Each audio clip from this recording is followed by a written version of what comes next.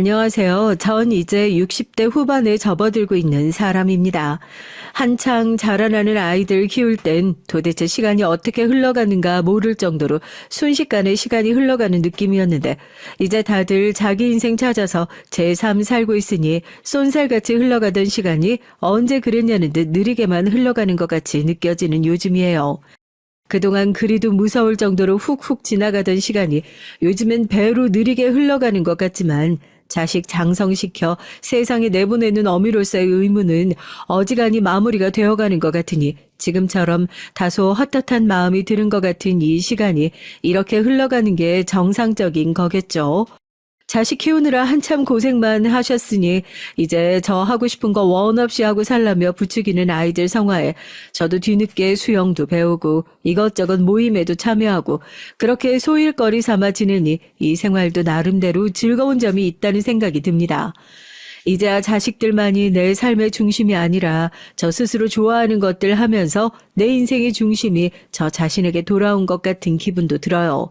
그렇다 한들 사랑하는 나의 아이들이 제 인생에서 가장 커다란 존재라는 건 여전히 변함없는 사실이겠지만요. 자식 키워보신 여러분들이라면 다들 아시겠지만 애들 한창 클 때야 엄마라는 사람이 어디 자기 인생 오롯하게 즐길 여유라는 게 있나요? 그리고 내 의지로 이 세상에 내어놓은 아이인데 당연히 어미인 제가 어떻게든 제대로 된 사람 노릇시키기 위해 노력해야 하는 게 맞는 거겠죠. 저 역시 어느 엄마들과 크게 다르지 않은 생각 가지고 내 자식 적어도 남 보기에 손가락질 당하지 않을 만큼은 제대로 키워내고 싶어 열심히 살아왔습니다. 사실 제 인생이라는 것 자체가 남들 보기에 그렇게 특별할 만한 대단한 사건이 있는 건 아니지만 그럼에도 남들과 조금 남다른 점이 없진 않아요. 제가 사랑으로 키워낸 아이들 중에선 제 피 한 방울 섞이지 않은 아이도 하나 있었거든요. 오늘 여러분께 들려드릴 얘긴 바로 그 아이를 기르며 또 그 아이가 제 2년 찾아가는 과정에서 저와 저희 가족이 겪었던 일에 관한 겁니다. 당장 사과드리지 못해? 당신이 그렇게 우습게 여기고 남처럼 대하던 바로 이분이 나한텐 어머니야. 세상 사람들 누가 뭐라고 해도 나 지금껏 키워주시고 이만큼 사랑구실하게 해주신 거 바로 이분이시라고. 여보, 여보 제발 진정해.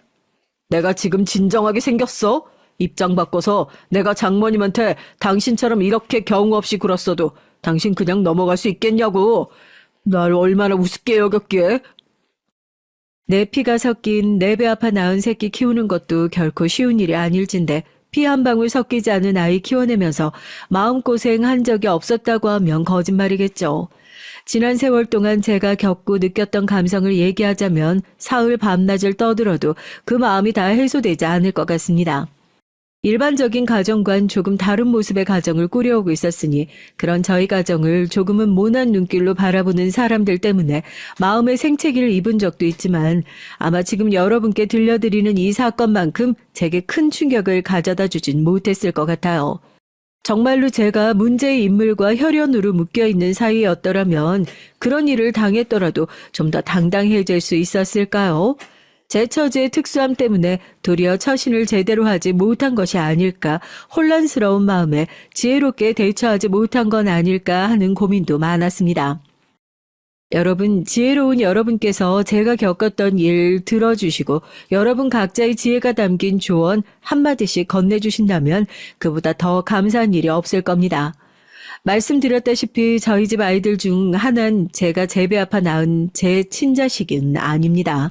보통 제가 이런 식으로 서두를 시작하면 남편이 저 몰래 밖에서 부정을 저질러 아이라도 나 데리고 들어왔던가 아니면 입양을 했다던가 이런 식으로 생각하시는 분들이 대부분이시죠.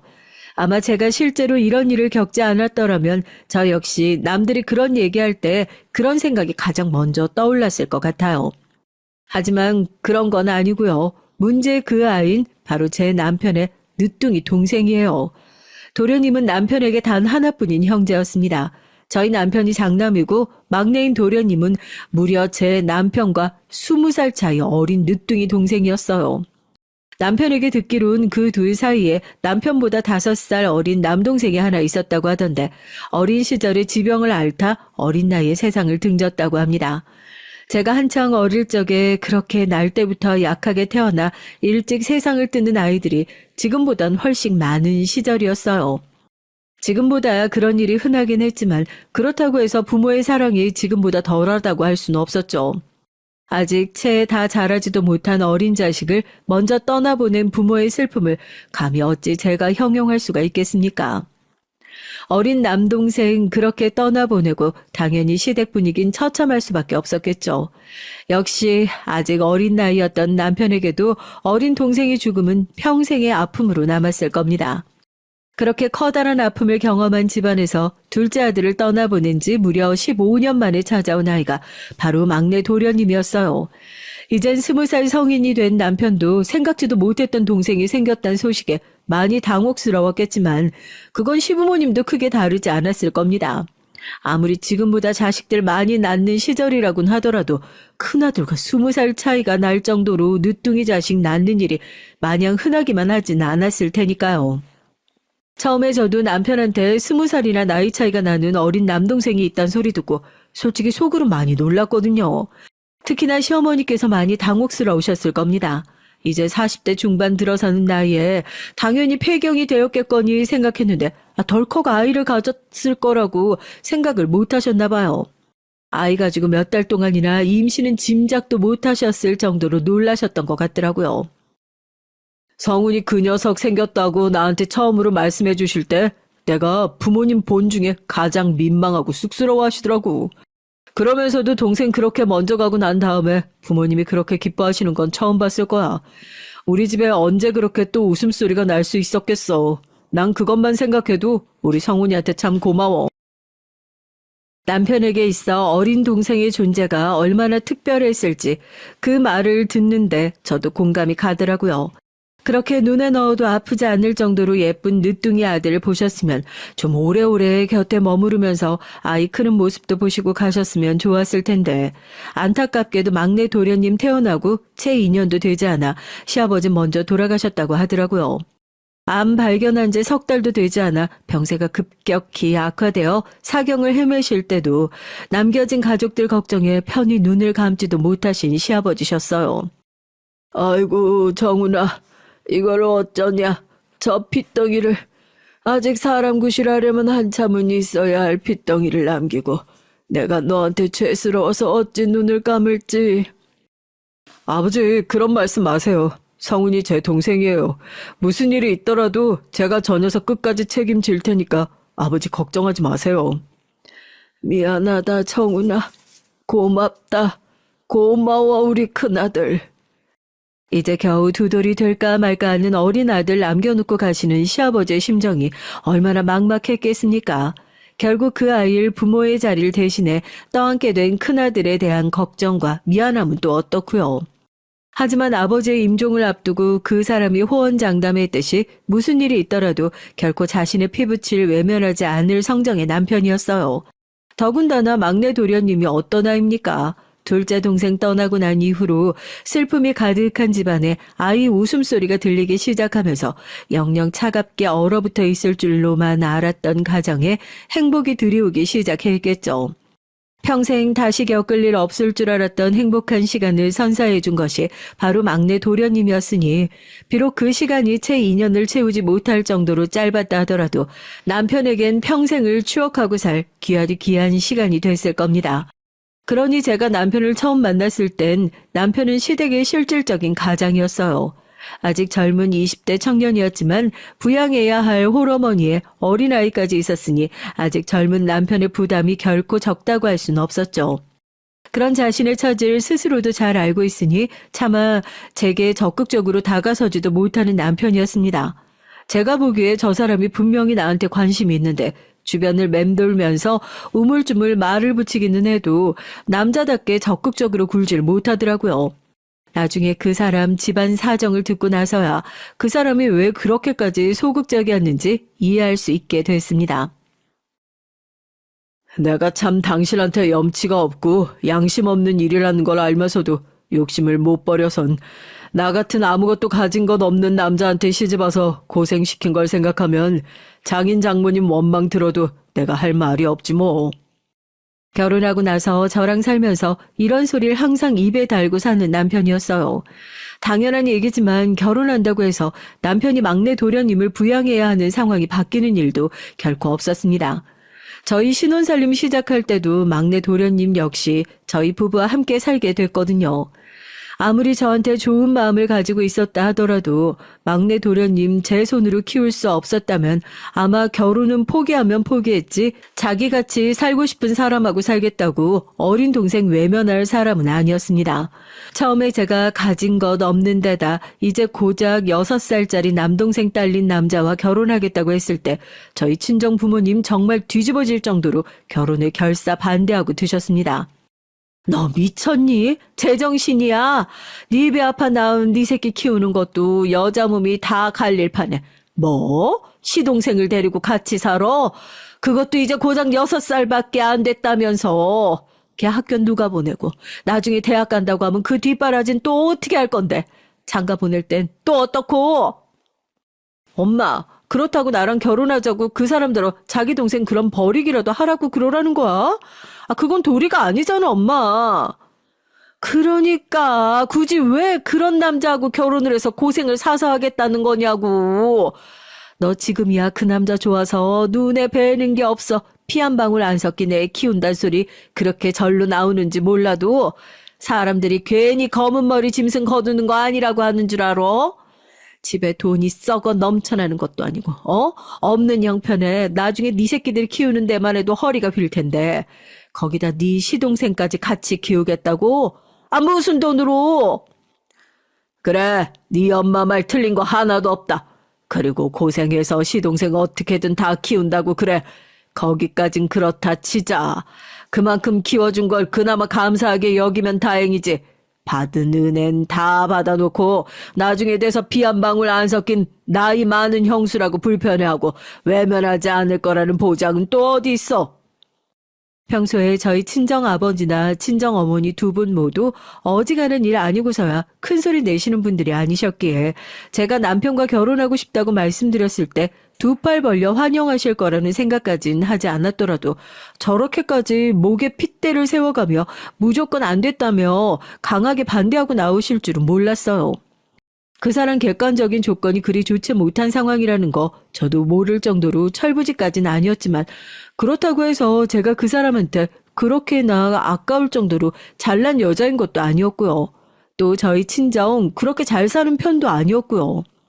하지만 어른들 입장에선 부양해야 할 어린 시동생이 있다는 게 그렇게까지 딸 자식 배우자감으로 크게 결격 사유로 여겨진다는 것까진 저도 몰랐거든요. 장인어른 장모님, 심력 끼쳐드려서 정말로 죄송합니다. 제가 따님에 비해 정말 많이 부족하고 모자란다는 거 잘 알고 있어요. 그거 아는 만큼 이 사람 고생시키지 않도록 제가 더 노력하고 더 잘 살겠습니다. 결혼 허락한 적도 없는데 누가 장인어른 장모님이야? 그렇게 자기 부족한 부분이 있다는 걸 알면 양심 있으면 우리 애가 철이 없어서 매달린다고 하더라도 자네가 먼저 정리를 했어야지. 아빠!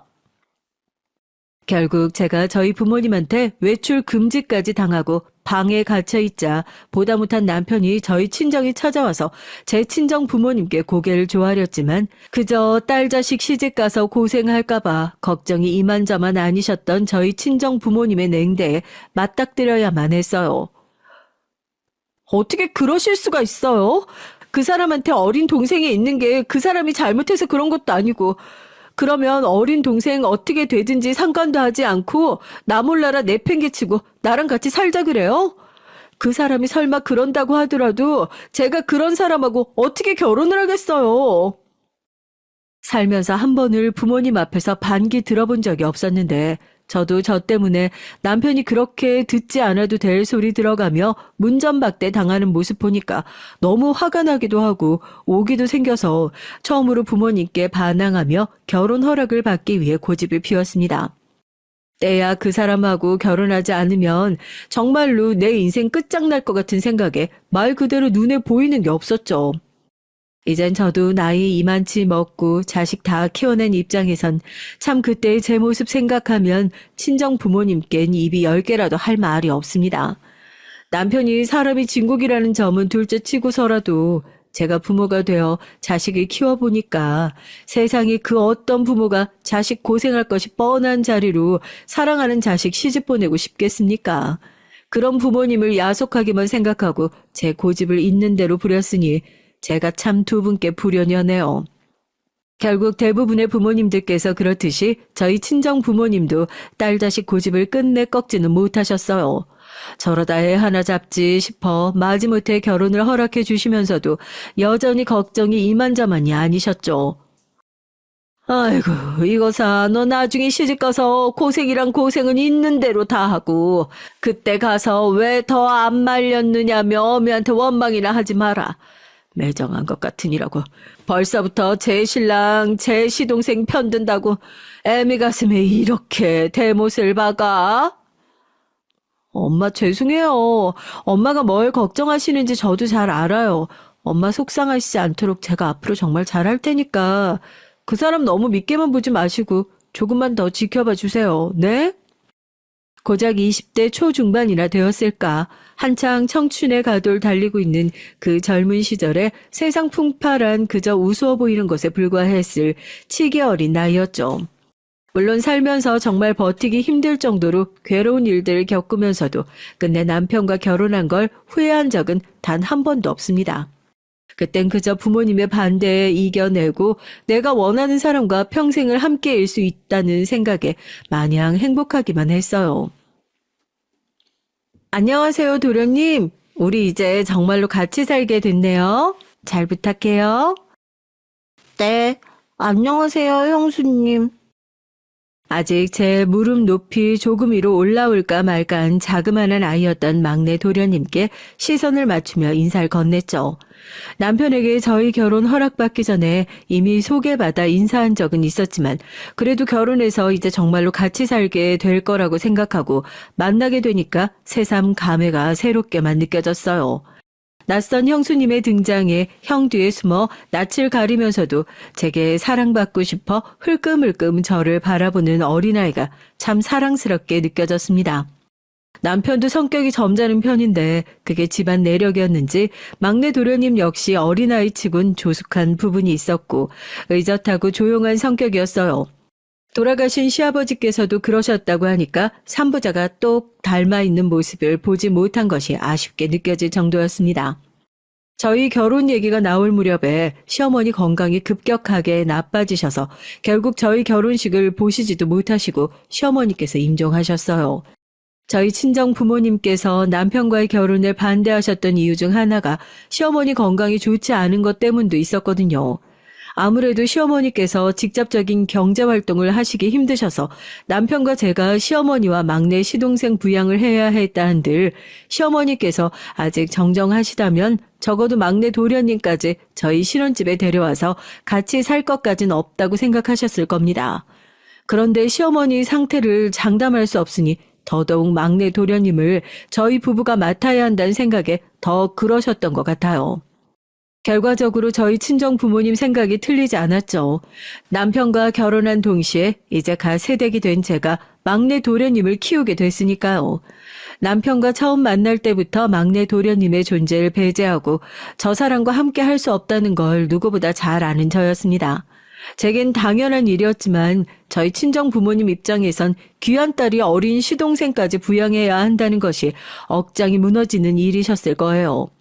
제가 당연하게 생각했던 것이 저희 친정 부모님께는 그러지 않았던 것처럼 막내 도련님 역시 형수를 낯설어 하긴 마찬가지였습니다. 이제 겨우 6살, 한창 부모님께 어리광 부리며 정말 아이처럼 지내는 게 당연한 나이인데 제 반토막도 되지 않는 아이가 너무 조숙하고 철난 것처럼 굴어서 처음엔 오히려 그게 제 걱정이었어요. 큰형님의 결혼으로 형수인 저와 가족이 되긴 했지만 어린 도련님 입장에선 갑작스럽게 주변 환경의 변화가 많아서 아마 혼란스러웠을 겁니다. 새로운 가족인 형수님이 생기긴 했지만 모친이 병으로 돌아가신 지 반년도 되지 않은 시점이었어요. 아주 어릴 적에 아버지가 돌아가신 데 이어 얼마 전 어머니까지 세상을 떠나셨으니 아무리 성인인 큰형이 든든하게 곁에 머물러주고 있다고 한들 양친을 모두 잃은 아이의 아픔과 서러움까지 완벽히 도닥여주는 건 무리가 있었겠죠.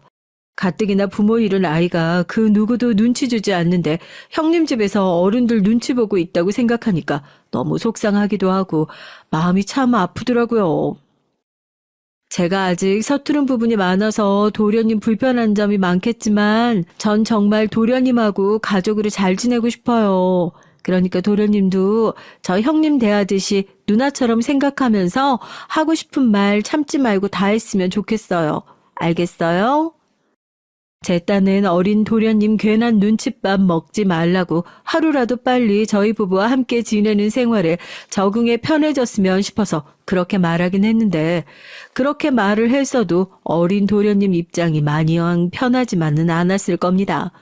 아이 입장에서야 그게 당연한 거니까 제가 먼저 도련님과 가까워지기 위해서 생전 관심도 없던 그 나이 또래 남자아이들 관심사에 대해 시험 공부하듯이 열심히 알아보기도 하고 말주변은 없지만 어떻게든 도련님하고 말 한마디 더 나눠보려고 말을 붙여보기도 하고 좀처럼 반찬 투정이니 뭐니 그저 군말 없이 제가 차려주는 밥상 의젓하게 받아먹고 있는 도련님 좋아하는 음식 알아내려고 관심 기울이기도 하고 제 나름대로 애 많이 썼어요.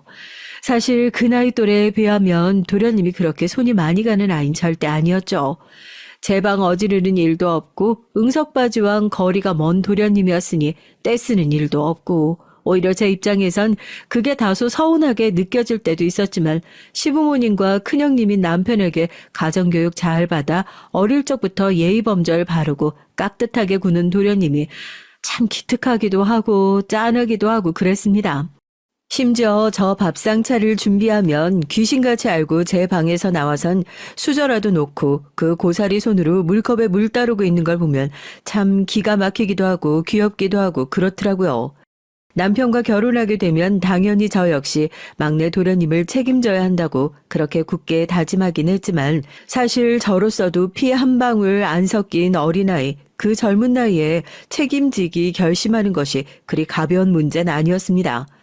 반드시 잘 지내야 한다고 굳은 다짐하고 시작한 생활이었지만 처음엔 긴장의 끈을 아주 놓기도 어려웠고요. 하지만 역시 사람이 같은 공간에 부대끼며 살다 보니까 정이 들지 않는 게 더 이상한 일이었어요.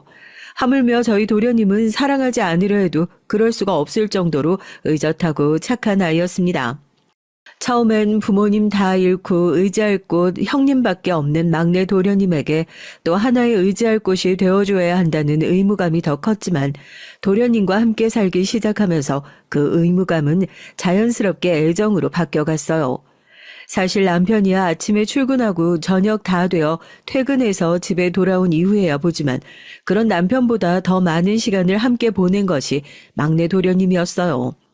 처음엔 형수님에게 깍듯하게 예의 차리며 어려운 기색을 숨기지 못했던 막내 도련님 역시 차츰 시간이 지나고 나니까 슬슬 제게 마음을 열었는지 조금씩 말수가 늘어나는 것이 그렇게 기쁠 수가 없었습니다.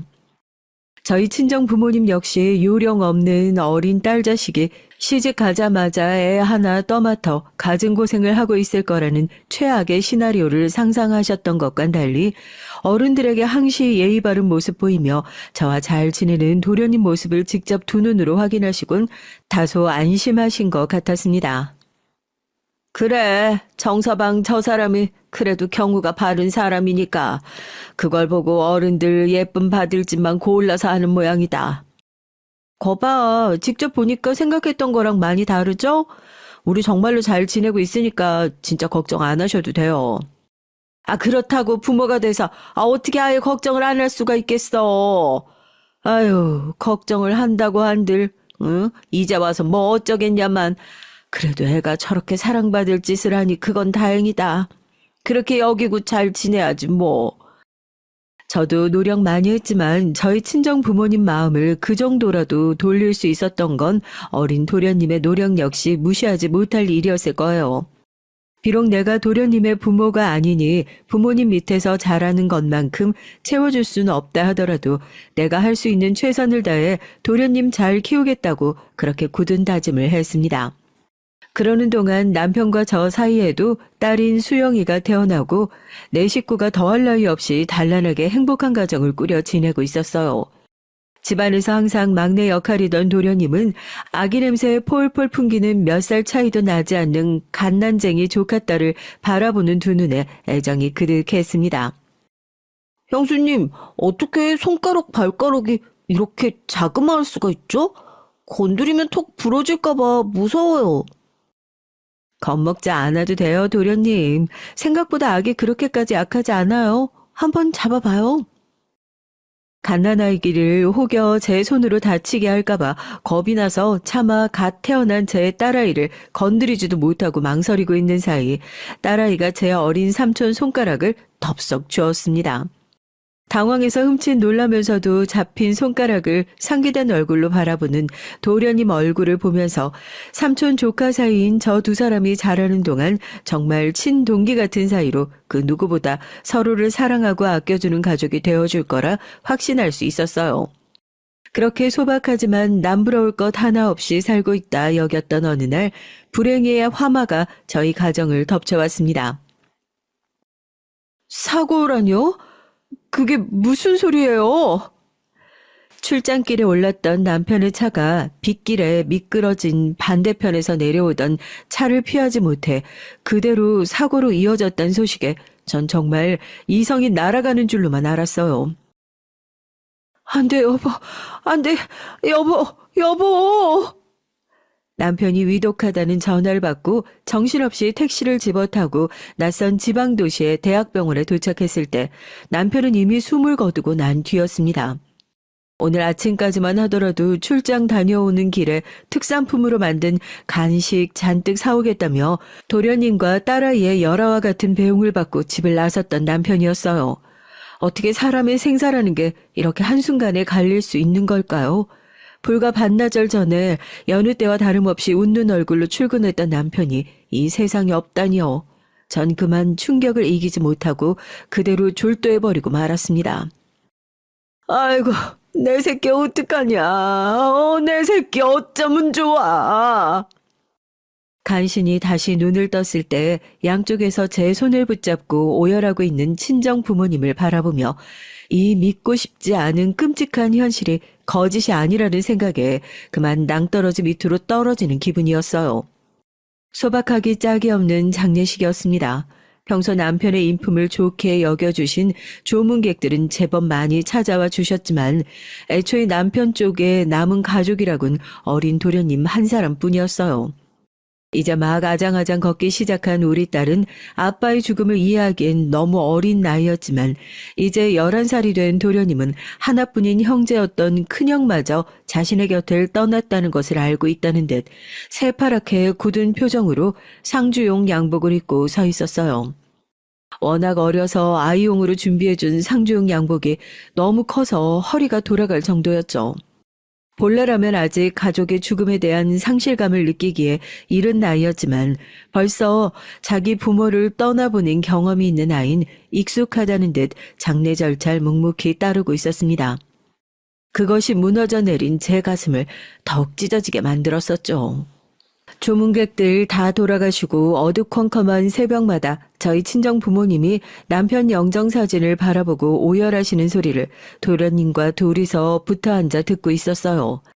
대체 내 인생이 어디로 흘러가는 걸까? 어른인 저조차도 앞으로의 살 길이 막막하게 느껴지는데 내 곁에 이 어린아이는 지금 어떤 심정을 느끼고 있을까 생각하니 제 코가 석자인 상황에서도 이 아이 곁을 떠나서는 안 된다는 생각에 도련님 손을 꽉 쥐었습니다. 장례식 내내 굳은 표정으로 말이 없던 어린아이 손이 차게 식어 있었어요. 그렇게 남편을 보내고 모든 장례 절차까지 마치고 며칠 동안 집을 비워 서늘한 집으로 돌아가고 나니까 이 집에 이제 다신 영영 내 남편이 돌아오지 못할 거라는 실감이 갑자기 확 들더라고요. 도저히 제 감정을 이길 수가 없어서 부부가 함께 쓰던 이부자리에 얼굴을 파묻고 행여나 아이들이 저 우는 소리를 들을까 싶어 이불로 얼굴을 감싸고 또 감싸고 그렇게 울었습니다. 어느 정도 상황이 마무리되고 난 후 친정 부모님께서 저희 집을 찾으셨어요. 누구 하나 쉽게 입을 떼지 못하고 있었지만 이미 저 역시 부모님 입에서 어떤 소리가 나올지 짐작하지 못한 건 아니었어요. 네 시동생 내보내자. 엄마, 그래, 나도 안타깝다고 생각해. 저 어린 것이 무슨 죄가 철이 많아서 이런 신세가 됐는지 나도 안타깝다고. 근데 아무리 사정이 안 됐어도 그렇지. 고작 30도 안 된 내 딸. 이 창창한 젊은 나이에 과부까지 됐는데 내가 어떻게 남의 사정까지 봐줘. 엄마 제발 엄마까지 이러지 않아도 나 지금 너무 힘들어. 너 듣기에 우리가 하는 말이 야멸차게 들리겠지만 그래도 너도 이젠 냉정하게 생각해서 결단을 내려야 돼.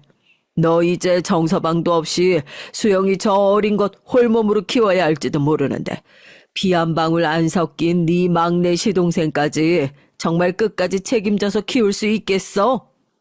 지금이야 사람이 할 짓이 아니다 싶어 고집 피울 수도 있지만 너도 생각을 해봐라.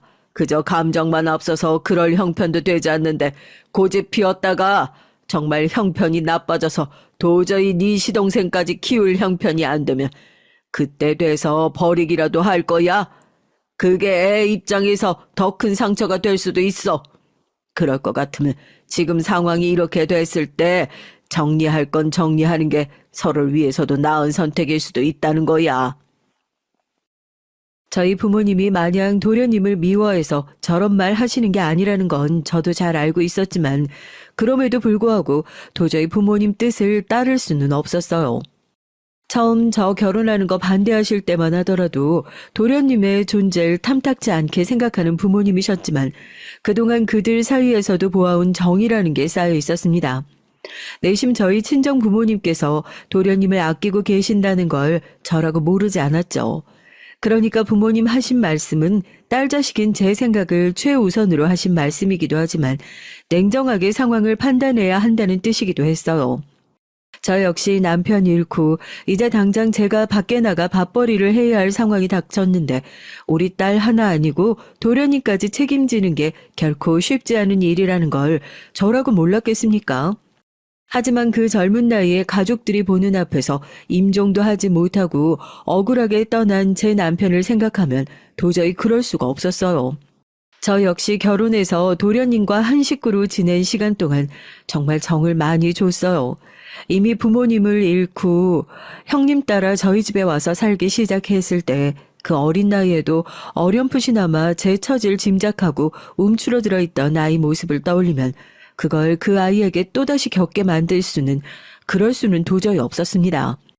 차라리 내 몸 하나 갈리면 갈렸지 한번 내 가족으로 받아들인 일을 그렇게 내쳐서는 안 된다고 결국 그렇게 다짐을 했죠. 너 이제 겨우 27이야. 27이라고.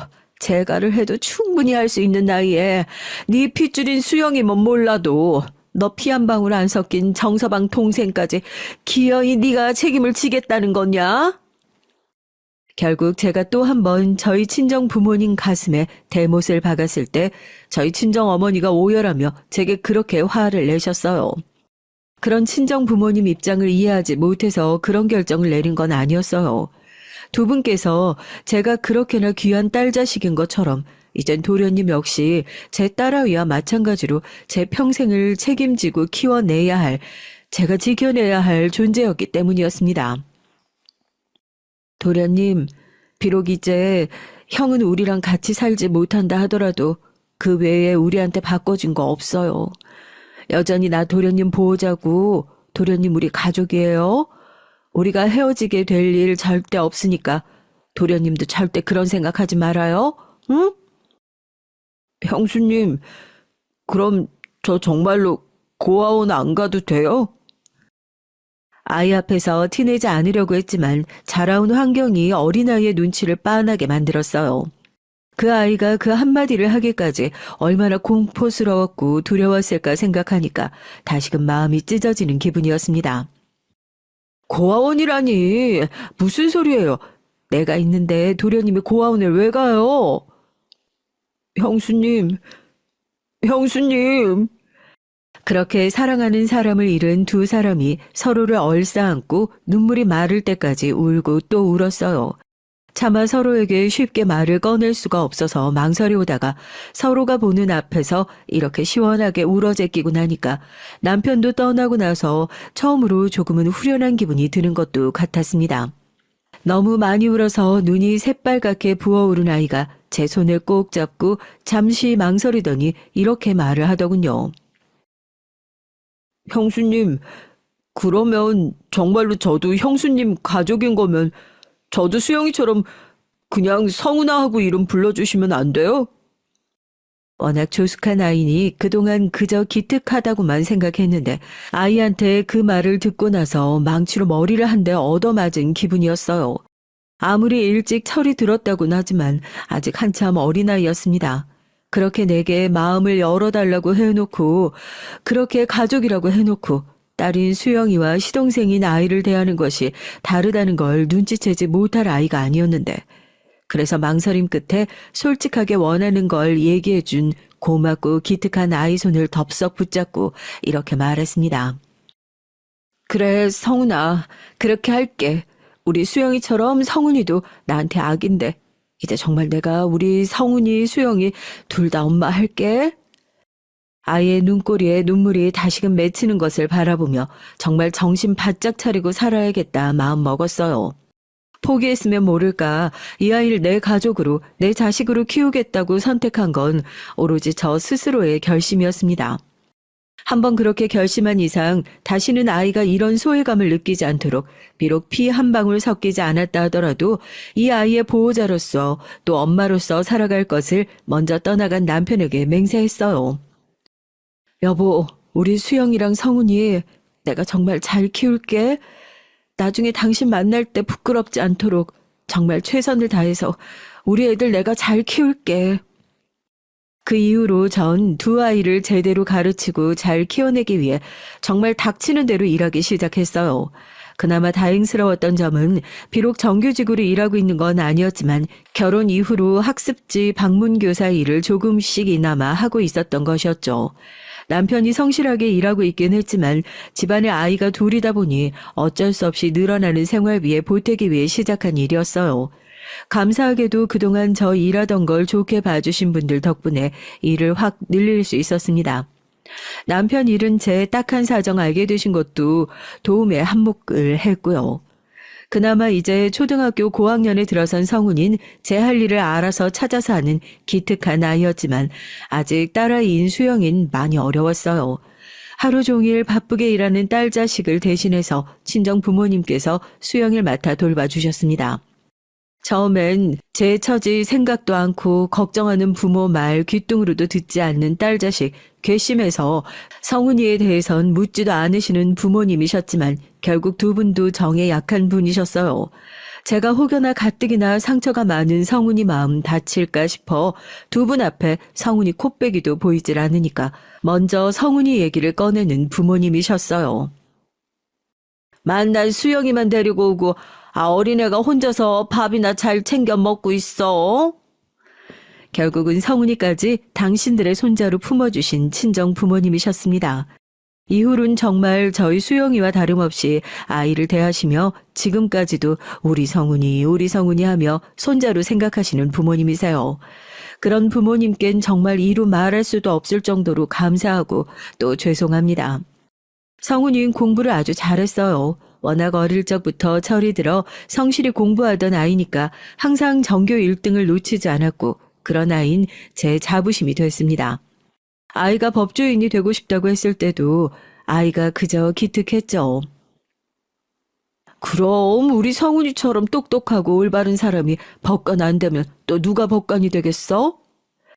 우리 아이들 미래를 위해 더 열심히 벌겠다고 목표의식이 생겼습니다. 그러니 형수 고생할까 싶어 더 눈에 불을 켜고 공부를 해서 결국 장학금까지 따내며 대학에 입학한 자랑스러운 우리 성훈이었어요. 형수님, 제가 이렇게 판사까지 될 수 있었던 건 다 형수님 덕분이에요. 형 돌아가셨을 때 저 책임질 의무도 없는데 이렇게 지금껏 키워주시고 뒷바라지 해주신 거 절대로 아무나 할 수 있는 거 아니라는 거 저도 알아요. 제가 정말 잘하겠습니다. 제가 정말 평생 갚겠습니다. 감사합니다. 감사합니다, 형수님. 판사 임용 확정되고 로스쿨 졸업할 때 제 품에 졸업장 안겨주며 저리 말하는 성훈이를 보는데 그래도 내가 헛살지 않았구나 하는 생각에 주책맞게 눈물이 났어요. 고생은 자기가 다 해놓고 절더러 고생했다며 고맙다는 아이에게 제가 다 고마웠습니다. 이만하면 죽어서 남편 만나도 부끄러울 일은 없겠다는 생각에 가슴이 찡했죠. 소위 말하는 1등 신랑감이 되어 법조계 집안 아가씨와 결혼 얘기가 오갈 때도 그랬어요. 아버지가 변호사라는 아가씨는 아직 다소 철이 없어 보여 걱정스럽긴 했지만 평범한 저희 집안에 비해 대단한 집안처럼 느껴져서 주눅이 들기도 했습니다. 사실 사돈되실 집안에서 절 그리 마음에 들어 하지 않는다는 건 눈치를 채고 있었어요. 아무래도 시부모도 없는데 이미 형까지 죽은 마당에 그 형수와 너무 가깝게 지내고 있는 게 부담스럽게 느껴지기도 했겠죠. 법적 관계로 정리하면 손위 형님이라지만 거의 엄마뻘인 어려운 동서 생기게 됐는데 탐탁지 않을 만도 하다 생각했습니다. 엄마가 왜? 그쪽에서 어려워하면 어려워해야지. 엄마가 삼촌을 어떻게 키웠는데? 괜히 제발 저려 저자세인 절 보고 딸이 발끈했지만 저한테 가장 중요한 건 성훈이의 행복이었어요. 그래도 저만큼 잘 살고 있으니 내 할 몫은 어느 정도 했고 그저 다른 것 바라는 것 없이 외로운 아이가 제 짝 만나 이제 안정적으로 잘 살아주기만 바랐습니다. 결혼하고 동서를 만날 일은 드물었어요. 학교 졸업하고 취업하지 않고 신부 수업 받다 바로 결혼했다니 그래도 집에서 둘이 잘 해먹겠거니 했는데 성훈이한테 들어보니까 매 끼 다 사 먹거나 배달해 먹거나 한다더라고요. 집에 살림하는 사람이 있는데 하는 생각에 의아했지만 요즘 젊은 사람들 사는 건 또 다르구나 싶었습니다. 동서, 다름 아니라 혹시 다른 일 없으면 잠깐 집에 들를래? 우리 성훈이가 좋아하는 반찬을 좀 했는데 같이 나눠 먹으라고. 반찬이요? 동서 목소리에 반갑지 못한 티가 났지만 그래도 제가 해준 반찬 맛있게 잘 먹는 성훈이 떠올리며 그냥 그것만 줘서 얼른 보내야지 생각했습니다. 별건 아니라지만 그래도 집밥이 건강엔 낫다잖아. 다음엔 동서 좋아하는 반찬도 해줄 테니까. 형님, 지금 저 살림 못한다고 뭐라고 하시는 거 아니죠? 제 말이 끝나기도 전에 날선 동서의 말이 날아왔습니다. 뭐? 아니, 솔직히 지금 우리 이러고 있는 것도 웃기지 않아요? 까놓고 말해서 저희가 무슨 관계라고요? 그이 형 돌아가신 지 벌써 수십 년인데 남남이나 다름없는 사람들이 성훈아 이름 부르는 것도 그렇고 결혼식 때 혼주석 앉은 거면 할 만큼 하지 않았나? 순간 말문이 턱 막혔습니다. 저를 좋아하지 않는다는 건 알았어도 이렇게 공격적이고 날선 말을 듣게 될 줄은 몰랐으니까요. 처음부터 동서 좋아하지 않던 딸아이가 낮잠 자고 있다가 소란에 벌컥 방문을 열고 뛰쳐나왔습니다. 와, 진짜 말하는 것 좀 봐. 지금 말 다 했어요? 우리 엄마가 이런 말 못할 이유가 뭔데?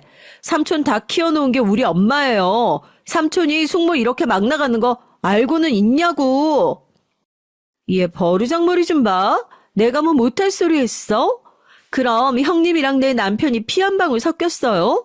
솔직히 그 사람 판사식이나 안 됐으면 여태 이렇게 살살거리며 옆에 붙어 살았겠냐고. 다 덕볼 거 있다 싶으니까 들러붙은 거지. 이 여자가 진짜? 안 그래도 내가 벼르고 있었는데 행여나 나나 우리 남편한테 아쉬운 소리 하면서 빌붙을 생각 마요. 가뜩이나 집안 수준 차 나는 것도 짜증나는데 왜 내가 여기서 시집살이까지 해야 돼? 그야말로 아수라장이었습니다. 어떻게든 부담스러운 형수 떼어내려고 작심을 했는지 막말을 일삼는 동서와 제 엄마 깔아뭉개는 숙모에게 눈 뒤집혀 달려드는 제 딸이나 결국 그렇게 반찬 내팽개치고 동서는 씩씩대고 나가고 딸아인 여간 성이 난 게 아니었어요. 저 여자 미친 거 아니야? 뭘 믿고 저렇게 나대? 인간이면 이러면 안 되지. 수영아, 그러지 마. 제가 만류하는 건 들은 척도 않고 곧장 제 삼촌에게 전화해서 방금의 막말 그대로 전달하는 딸아이였습니다. 재혼도 않고 저와 삼촌 키우는 엄마, 어디서 나쁜 소리 한마디 듣는 것도 절대 참아 넘기지 않는 딸이었으니 사실 예견된 일이나 다름없었어요. 그 난리가 난 지 불과 3시간도 되지 않아 동서가 제 집에 재등장했습니다. 이번엔 성훈이와 함께였어요. 성훈이 전에 우악스럽게 끌려온 동서 얼굴은 몇 시간 전과는 다르게 겁에 질려 있었습니다. 당장 빌어. 당장 형수님께 무릎 꿇고 빌라고. 여보, 내 말도 들어봐. 한쪽 말만 듣고 이러는 게 어디 있어. 이게 아직도 정신 못 차리고. 그렇게 도련님이 녹음된 파일을 틀자 몇 시간 전 동서가 제게 폐악 부리던 말이 그대로 다시 튀어나왔어요. 딸아이가 소란 듣자마자 녹음부터 하고 그 난리를 친 모양이었습니다. 아무렴 증거의 중요성 강조하는 삼촌의 그 조카라고 그 상황에 그러고 있을 줄 꿈에도 몰랐던 저 역시 혀를 내둘렀어요. 빼도 박도 못할 증거에 동서 낯이 새파랗게 질렸습니다. 여보, 아까는 내가 너무 흥분해서 그래서 그랬어. 너 내가 뭐라고 했어? 결혼할 때 나한테 형수님은 어머니라고 피 한 방울 안 섞였어도 어머니보다 더 큰 희생 치르고 나 키워주신 분이라고. 친모보다 더 대단하면 대단했지 절대로 소홀히 돼선 안 되는 분이라고 내가 했어 안 했어? 그런데도 감히 이따위 짓을 해? 네가 나랑 살 생각이 있으면 감히 이런 짓을 해? 여보. 너네 집에서 부모 없는 놈, 머리 하나 좋아 판사된 운 좋은 놈 취급하고 은근히 무시해도 내 가족 소홀히 대하지 않겠단 말 믿고 결혼했더니 니까짓 게 뭐가 그렇게 잘났는데 하나 있는 딸 자식 머리 꼴통이라 집안 눈에 안 차도 판사 사이 없겠다고 과역 부리는 네 부모도 꼴불견이고 지 주제 파악 못하고 감히 우리 형수님한테 폐악 부린 너 같은 멍청한 거 더는 못 때리고 살겠다. 그게 무슨 소리야? 사돈댁에서 널 그렇게 대했어? 내가 널 어떻게 키웠는데 좋은 집 보내놨다고 이제 안심해도 되겠다 싶었는데 감히 너를 그렇게 대해? 여보 제발 이러지 마. 형님, 제가 잘못했어요. 다시는 안 그럴게요. 제발 한 번만 봐주세요. 필요 없어. 내가 다른 건 다 참아도 내 새끼 무시하는 것들은 절대로 가만히 안 둬. 내가 너 예뻐서 그동안 봐준 줄 아냐? 성훈이 봐서 참아준 거지. 우리 성훈이가 싫다는 것들, 아이고 나도 아쉬울 거 하나 없다. 잘못했어요, 형님. 그 길로 그 여자 문 밖으로 내쫓았습니다. 우리 성훈이 그런 취급하는 줄 알았으면 그런 집에 장가 보내지도 않았을 거예요. 저한텐 저희 딸처럼 더할 나위 없이 소중한 아이였습니다. 제겐 아들이나 마찬가지였고요. 형수님 죄송해요. 제가 못나서 형수님께 효도를 해도 모자랄 판에 이런 꼴까지 보이시게 만들어서요. 그럴 거 없어. 네가 아쉬울 게 뭐가 있다고. 왜 그런 취급을 참고 살았어. 저도 더는 저런 여자랑 저런 집구석 인간들이랑 어울려 살 생각 없어요. 감히 형수님 우습게 여긴 것들 저도 더는 필요 없고요. 가차없이 이혼 소송까지 시작한 성훈이었어요. 아이가 단단한 만큼 한 번 결심한 것엔 거침이 없었습니다. 처치곤란 꼴통 딸내미 겨우 판사 사이 봐서 시집 보내놨더니 주변에 온갖 조롱 다 받아가며 이혼당할 판이었습니다. 뒤늦게 그 잘난 변호사 사돈 내외가 딸 자식 끌고 와서 무릎 꿇고 울고불고 제발 이혼만 막을 수 있게 설득해 달라며 눈물을 짜댔지만 우리 애가 싫다는데 억지로 살게 할 생각 전혀 없었어요. 사람이 돈 좀 더 있는 게 중요한 게 아닙니다. 자식 교육부터 똑바로 시키세요. 우리 성훈이 그쪽 딸한테 갖다 대기엔 너무 아까워서 내가 도저히 그냥 살라고 말리지를 못하겠네요. 아휴, 살려주십시오, 사돈. 이거 이렇게 이혼까지 당하면 앞으로 인생 어떻게 살라고 그러십니까? 모자란 자식 둔 저희 죄입니다. 네? 아유, 제발 한 번만 용서해 주십시오. 끝까지 소란 피우는 일행들은 곧장 등장한 성훈이가 싹 수거해 갔어요. 우리의 직업이 판사 아닙니까? 거기다 이혼 사유는 딸아이가 고스란히 증거로 녹음해 뒀고요. 이혼 문제로 제가 걱정할 일은 일어나지 않았어요. 그 집안이야 법적인 인맥도 좁다 하니 멍청하고 막대먹은 행실로 일방적으로 딸 자식 이혼당했다는 소문이 나서 망신을 아주 톡톡히 당했다고 하더군요. 앞으로 그걸 누가 데려가겠어요. 그래도 이혼이 결코 쉬운 일이 아닌데 제게 함부로 대했다는 이유로 뒤도 돌아보지 않고 결단 내려준 성훈이한텐 미안하기도 그보다 더 고맙기도 했습니다. 다시 그 상황으로 돌아가도 전 똑같은 선택할 거예요. 내 부모 알기 우습게 여기는 인간하고 어떻게 같이 살겠어요? 그것도 벌써 몇 년 지나고 성훈인 어진 부모님 밑에서 가정교육 잘 받고 자란 아가씨 만나 결혼해서 올해 딸아이도 품에 안았습니다. 동서만 서로 의지하며 잘 지내고 있어요. 세 식구 다복하게 지내며 요즘 얼굴에 미소가 떠날 일 없는 성훈이 얼굴을 보니까 비로소 모든 일이 순리대로 돌아가고 있다는 기분입니다. 집안에 사람 잘 들어오니 모든 일이 술술 풀리는 것 같아 다행스러운 마음이에요. 오늘 제 사연은 여기서 마칩니다. 꼭 사람이 피로 이어져야만 가족이 되는 건 아니라는 걸 전 성훈이 통해 배웠어요. 여전히 제 형수 어디 몸이라도 축날까 싶어 잔소리가 날로 늘어나는 성훈이 가족과 저희 딸아이와 함께 잘 지내도록 하겠습니다. 긴 얘기 함께 해주셔서 정말 감사드립니다. 안녕하세요. 나라 경제가 어렵다고 난린데 명품 시장의 규모는 줄지 않았죠. 부자들이 다 사는 것도 아니에요. 카드 할부를 수십 개월로 달아놓고 명품을 구매해요. 월급 200만 원을 벌어도 가방은 600만 원짜리 드는 요즘 청년들입니다. 어차피 돈을 모아봤자 서울의 아파트 한 채 못 살 것 같으면 즐기고 살겠다는 청년들의 심리엔 패배주의와 허영심이 함께 들어있다고 해요.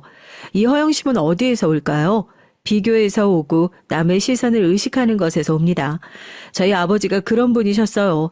남들 눈에 그럴싸하게 비치고 싶고 뽐내고 싶다는 허영심. 그런 것 때문에 아버지가 결국 주식에 손을 대셨죠. 월급만 벌어서 평생 제자리 걸음이지. 내가 진작에 주식을 시작했어야 됐는데. 왜 이런 고급 정보를 난 모르고 살았을까? 이제라도 돈을 많이 벌 수 있는 수단을 알게 돼서 다행이라고 아버진 그러셨습니다. 전 주식이 뭔지 모르는 아이였고요. 그래서 아버지가 주식이라는 두 글자로 그렇게나 행복해 하시는 게 신기했어요. 주식이 뭐냐고 여쭤본 적이 있었죠. 그랬더니 아버지가 대답해 주시길 가만히 앉아서 머리만 좀 쓰고 운만 좀 따라주면 월급이 아니라 연봉에 준하는 돈을 한 번에 벌어들일 수 있는 그런 마법 같은 일이 주식이라고 그렇게 말씀을 해 주셨던 것 같아요. 그 대답에 제가 감명을 받아서 입이 쩍 벌어졌던 기억이 아주 선명하거든요. 하지만 엄마의 생각은 저와 많이 달랐던 듯 싶습니다. 당신 진짜 미쳤어? 복상 망하고 싶어서 그래. 아버지가 주식이라는 걸 시작한 이후로 엄마는 항상 화가 나 계셨거든요. 전 부모님이 가끔씩 다투는 모습을 봐오긴 했어도 그렇게까지 본격적으로 그것도 자주 다투시는 모습을 보게 된 건 처음이었기 때문에 어리둥절했습니다. 모르면 제발 가만히나 있어. 내가 큰 돈 벌어다 줄 테니까. 큰 돈을 벌기는 뭘 벌어? 주식? 그거 시작한 이후로 당신 돈을 벌기나 해봤어? 이 사람아, 내가 주식한 지 1년 됐어? 2년이 됐어? 아님 반년이라도 됐어? 나 이제 꼴랑 4개월 됐어. 4개월이든 뭐든 그래서 돈을 벌기나 해봤냐고. 왜 대답을 못해? 왜? 말이나 빙빙 돌려. 누가 말을 빙빙 돌렸다는 거야? 난 아주 당당해. 내가 500 정도 주식으로 벌었다고 그렇게 말을 해도 안 믿었던 건 바로 당신이야. 그래서 그 500 지금 어디 있는데?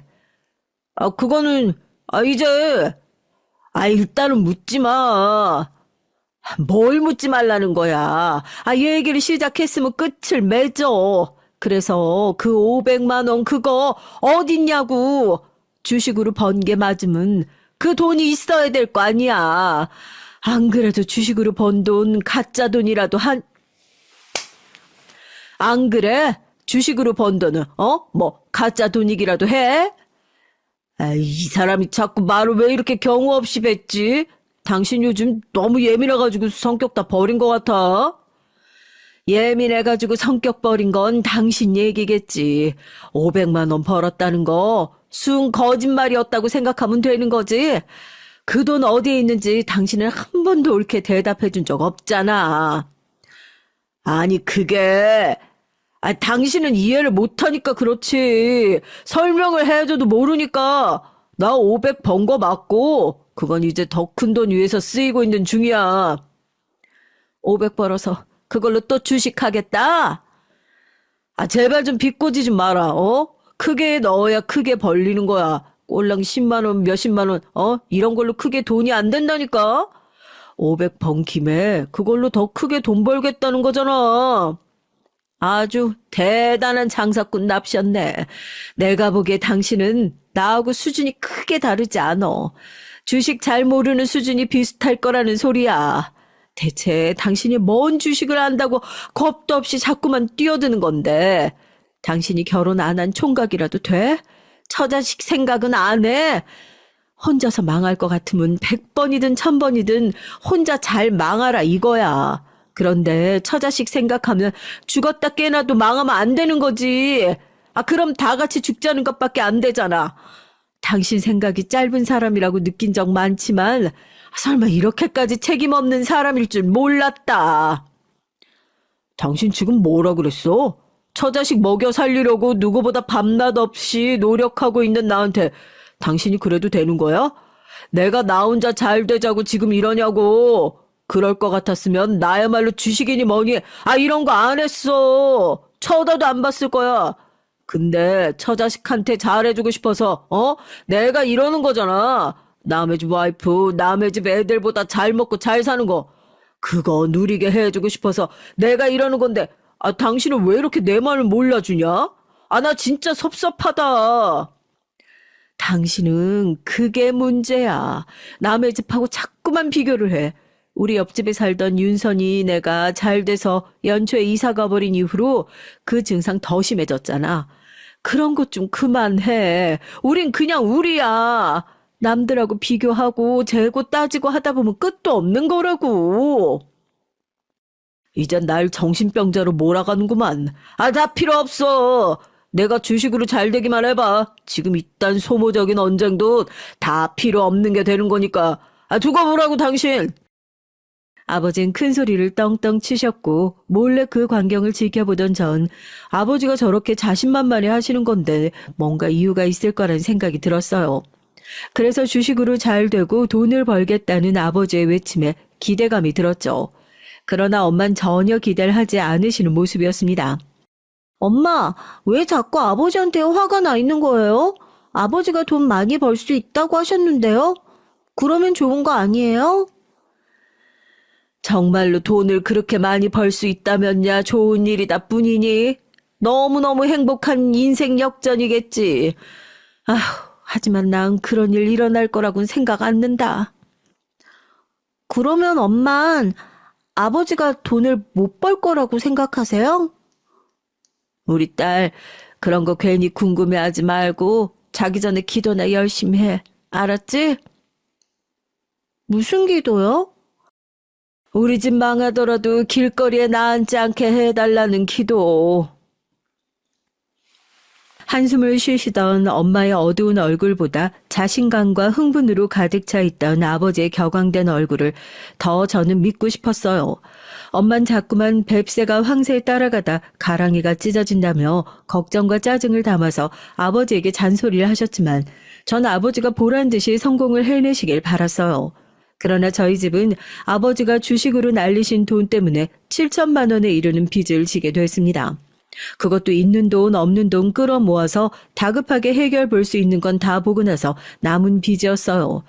요즘 기준으로도 7천만 원이 까마득한 거액인데 그 당시 기준이었으니 얼마나 막막한 금액이었는진 설명 안 해도 되리라 믿습니다.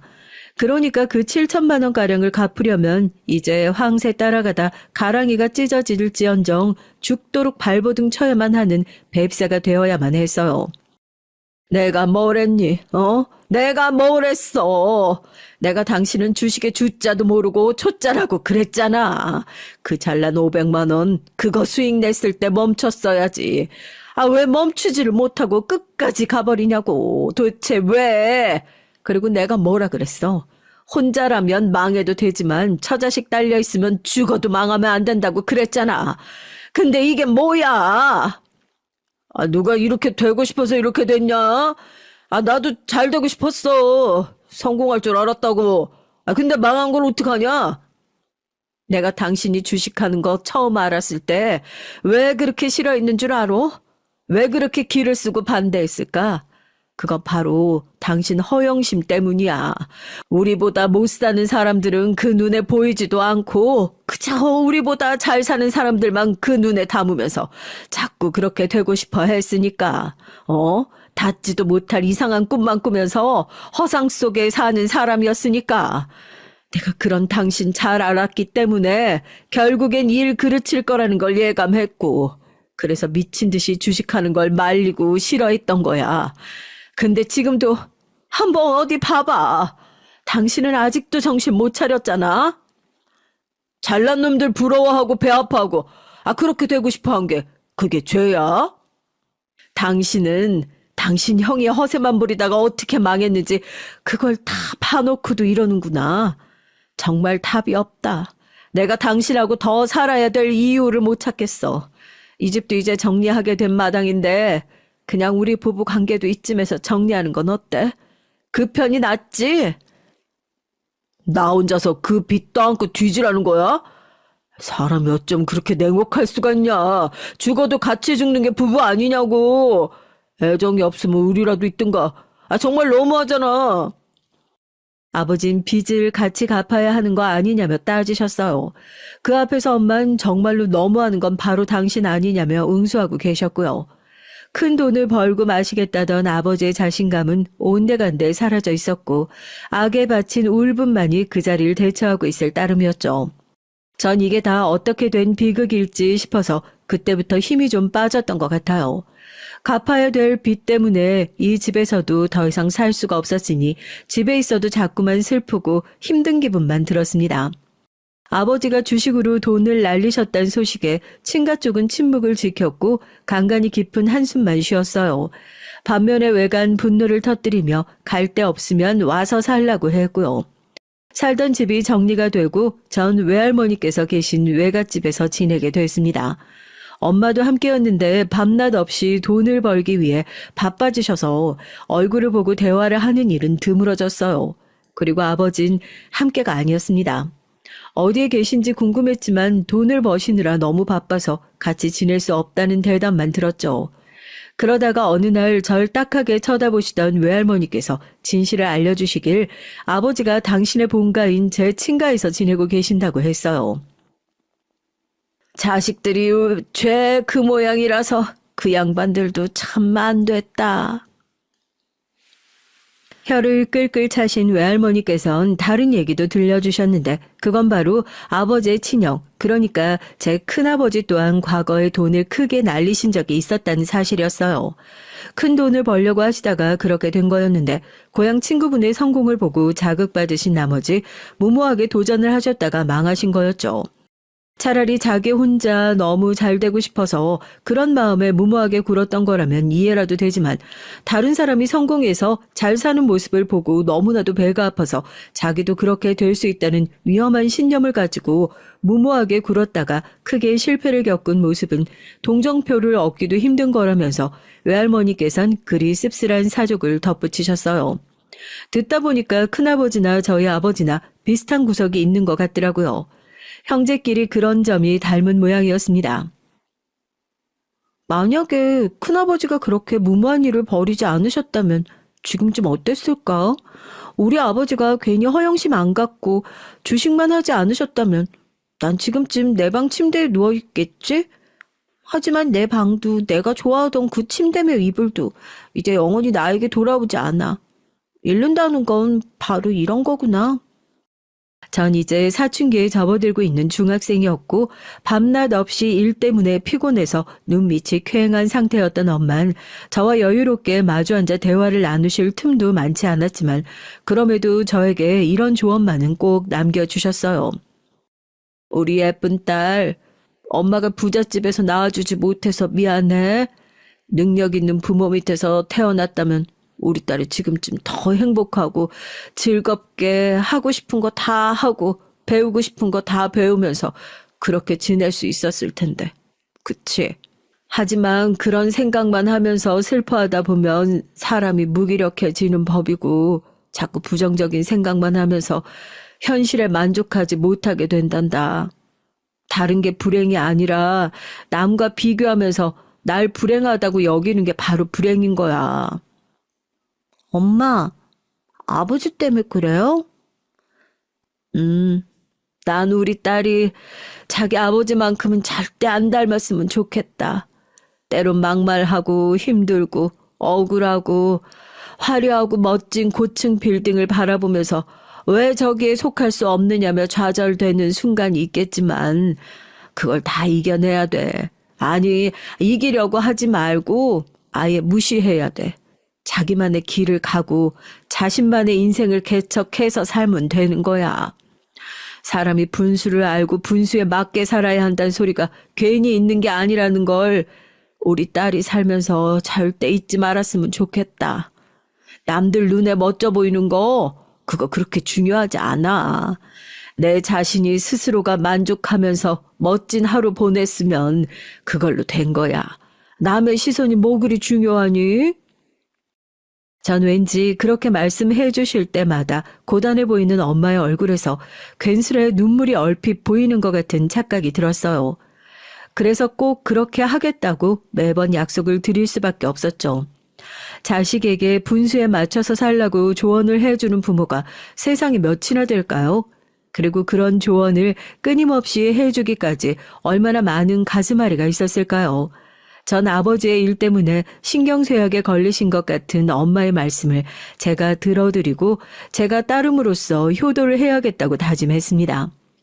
남편이 그 모양인데 자식마저 꼴통이면 그건 엄마한테 너무 가혹한 일이잖아요. 그래서 중학생이었던 전 인생의 표지판에 큰 글자로 담백하게 살자 이렇게 새겨놨습니다. 전 학창시절을 보내는 동안에도 괜한 것에 돈 한 푼 쓰지 않았죠. 집에 돈이 있어야 용돈도 뜯어내는데 돈이 없으니 자동으로 근검절약을 할 수 있었던 게 비결이라면 비결입니다. 교복이 뜯어져도 수선집에 맡기는 게 아니라 외할머니의 솜씨에 기대고 지우개가 새끼 손톱만 해질 때까지 쓰고 표지가 질린다는 황당한 이유로 아직 쓸 종이가 많이 남은 필기장을 친구들이 버리려는 걸 받아서 쓰기도 하고 제가 그렇게 학교 다녔네요. 전 친구들 사이에서 별명이 구질이었어요. 구질구질하게 아끼며 산다고요. 처음엔 그 별명이 놀림과 조롱만 가득했지만 시간이 지나면서 저만의 개성이 되고 말았습니다. 제가 당당하고 태연하게 구니까 어느새 친구들도 알뜰살뜰하게 사는 저의 모습을 독특한 개성으로만 생각하기 시작했던 거죠. 그래서 나중엔 구질이라는 별명이 애정과 장난기만 가득한 별명이 되고 말았죠. 전 취업률이 높고 학비가 저렴한 전문대에 진학을 했습니다. 자식이 대학생이 됐는데도 돈 한 푼 크게 내놓지 못하는 게 무슨 애비라고 할 수 있겠냐면서 외가에선 아버지의 욕을 그때 엄청 많이 했어요. 전문대의 재학 기간은 아주 짧았는데 제가 대학생일 때 접했던 큰 소식 두 가지가 있어요. 그건 아버지의 주식 날림 사건 때문에 생겼던 빚을 다 갚았다는 것이었고요. 또한 아버지가 폐암 말기 환자라는 사실이었습니다. 이 미련한 인간아, 그러길래 담배는 왜 그 지경으로 피워댔던 거야? 엄마가 목 놓아 우시는 모습을 보면서 전 눈에서 눈물이 났고 머릿속은 많은 생각으로 복잡해졌죠. 그날까지 부모님은 이혼을 하지 않으신 상태였습니다. 기나긴 별거에 들어가셨을지언정 끝내 부부로 계셨죠. 아버지는 아직 인생이 한창 남은 이런 나이에 세상을 떠나게 된 것이 아쉽고 분해서 미치겠다고 하셨어요. 이 세상이 저주스럽다고 하셨죠. 그러면서도 엄마와 저에게 많이 미안하고 많이 사랑한다고 하셨습니다. 지나고 나니까 별것도 아니었는데 죽음 목전에 두고 보니까 정말이지 아무것도 아닌 것들이었는데 그것들 때문에 내가 정신이 사로잡혀 살았다는 게 많이 어리석었구나. 병원의 천장을 바라보며 중얼거리던 아버지의 눈빛이 공허했어요. 스스로의 힘으론 이제 호흡 하나도 해내실 수 없는 아버지의 모습을 보면서 가슴이 찢어지는 것만 같았죠. 아버진 돌아가셨고 당신의 형이 잠드신 곳과 같은 곳에서 영원한 안식을 취하게 되셨습니다. 큰아버진 제가 고등학생이던 때에 돌아가셨는데 어른들이 하는 소리를 듣기로는 술병이 나서 그리 되셨다고 했어요. 돌아가시기 전날까지도 노름 한 방으로 성공만 해내면 그 돈으로 집부터 살 거라고 소리를 크게 떠드셨다고 해요. 아버지가 돌아가신 이후 전 엄마가 걱정이 됐습니다. 정확히는 엄마의 건강 상태가 염려가 됐죠. 너무 오래 고생을 하고 무리를 하셨으니까요. 그건 외갓집 사람들도 마찬가지였는지 하나같이 엄마를 향해 제발 이제 일 좀 그만하라고 목소리를 모았습니다. 아직 젊으신 나이에도 아버지가 그렇게 떠나시는 걸 보니까 너무 무서웠거든요. 엄마까지 떠나시면 전 큰일이었습니다. 그래서 이제 빚도 다 갚았으니 엄마에게 쉬실 걸 저도 강력히 말씀드렸어요. 엄만 일을 2개나 다니고 계셨었는데 그래서 그때 다 그만두셨고요. 하지만 몇 달 지나자 아무도 몰래 아르바이트 한 개를 시작하셨더랍니다. 집 근처이기도 하고 시설 좋은 대형 슈퍼에 가서 가끔 시식 코너를 진행하는 일이었기 때문에 그냥 하시도록 뒀어요. 저도 아르바이트 삼매경이었거든요. 열심히 하루하루 돈을 버는 재미에 빠져서 그렇게 지내고 있다가 아르바이트를 하던 곳에서 남편을 만났습니다. 매장에서 종종 보는 단골 손님이 남편이었는데 어느 날 저에게 음료수 하나하고 초콜릿 하나를 같이 주는 거예요. 다른 의미는 없고요. 볼 때마다 정말 열심히 하고 계시길래 정식 직장도 아니건만 아르바이트 일을 이렇게나 열심히 하시는 모습 보고 저도 더 열심히 해야겠다 싶어서 요새 회사에서 농땡이 안 피우고 있습니다. 수줍은 얼굴로 횡설수설 하더라고요. 남편은 그 매장 근처에 있는 회사를 다니고 있었거든요. 제가 감사히 잘 먹겠다고 하면서 이렇게 말을 해줬죠. 저도 직장에서 더 열심히 해요. 직장이라뇨? 직장은 따로 있고 퇴근하면 여기로 아르바이트 하러 오는 거예요. 네? 설마 그렇다면... 네, 제가 바로 투잡 뛰는 사람이랍니다. 자랑할 기회가 흔치 않으니까 신이 나서 말을 했더니 남편이 그때 충격받은 얼굴이 돼서 터덜터덜 돌아섰어요. 남편이 그 후론 전보다 더 자주 왔고 절 치근하게 바라보며 말도 자꾸 걸어왔죠. 그러다가 정신을 차리고 보니까 저희가 사귀고 있더라고요. 저 같은 여잔 처음 보고 다시는 인생에서 또 볼 것 같지 않다는 말로 남편이 저에게 청혼을 했을 때 뭐 저런 말로 청혼을 다 하나 싶었지만 낭만이 밥 먹여주는 건 아니니까요. 기쁜 마음으로 솔직하게 그 청혼을 받아들였습니다.